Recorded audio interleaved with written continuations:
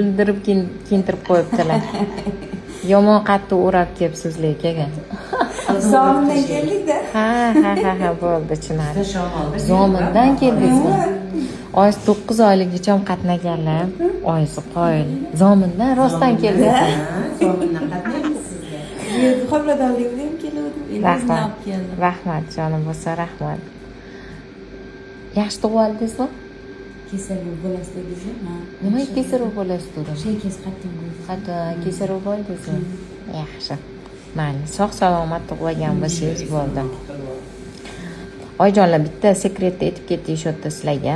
Agar sizlarning suvinglar ko'p bo'lsa, katta srokda 37 haftalik bo'lsanglar, taxminan, lekin sizlardan ozginadan suv ketayotgan bo'lsa, voy deb keservaga ko'nib, keserva qildirib qo'ymanglar. Ichinglarda baribir suv ko'p bo'ladi. 1-2 haftaga ya'ni yetadi ketib tursa ham.